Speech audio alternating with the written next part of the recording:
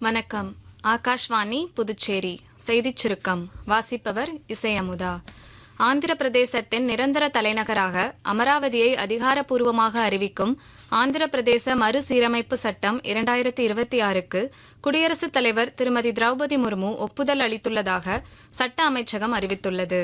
கடந்த வாரம் பட்ஜெட் கூட்டத்தொடரின் போது மக்களவை மற்றும் மாநிலங்களவையில் இந்த சட்டம் நிறைவேற்றப்பட்டதை அடுத்து ஆந்திராவின் ஒரே தலைநகராக அமராவதிக்கு சட்டப்பூர்வ அந்தஸ்து கிடைக்கிறது. சர்வதேச யோகா தினத்திற்கு முந்தைய நிகழ்வின் ஒரு பகுதியாக மகாராஷ்டிராவில் சத்ரபதி சிவாஜி மகாராஜ் கார்டன் வளாகத்தில் இன்று யோகா மகோத்சவம் நடைபெறவுள்ளது. இந்த நிகழ்ச்சியில் அனைத்து அரசு துறைகளும் பங்கேற்க வேண்டும் என்று மத்திய ஆயுஷ் இணையமைச்சர் திரு பிரதாப் ராவ் ஜாதவ் வலியுறுத்தியுள்ளார். இந்த நிகழ்வில் 7000க்கும் மேற்பட்ட யோகா பயிற்சியாளர்கள் பங்கேற்பார்கள் என எதிர்பார்க்கப்படுகிறது.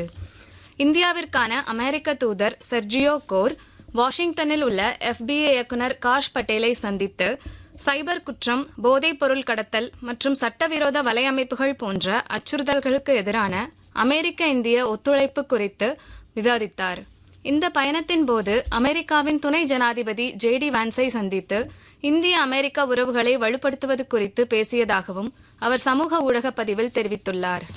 இன்று அதிகாலை சவுதி அரேபியாவின் கிழக்கு பிராந்தியத்தை நோக்கி ஈரான் ஏவிய 7 பாலிஸ்டிக் ஏவுகணைகளை இடைமறித்து அழித்ததாகவும் ஏதேனும் சேதம் ஏற்பட்டதா என்பதை மதிப்பிடுவதற்கான பணிகள் நடைபெற்று வருவதாகவும் சவுதி பாதுகாப்பு அமைச்சகம் கூறியுள்ளது. ஏவுகணைகளும் ஆளில்லா விமானங்களும் ஏவப்பட்டதால் அந்நாட்டின் மிகப்பெரிய தொழில்துறை மையமும் உலகின் மிகப்பெரிய பெட்ரோலிய வேதியியல் மையங்களில் ஒன்றான அல் ஜுபைலில் பெரும் தீ விபத்து ஏற்பட்டுள்ளது. கேரளா, அசாம் மற்றும் புதுச்சேரியில் வரும் வியாழக்கிழமை ஒரே கட்டமாக தேர்தல் நடைபெறவுள்ள நிலையில் சட்டமன்ற தேர்தலுக்கான பிரச்சாரம் இன்றுடன் முடிவடைகிறது.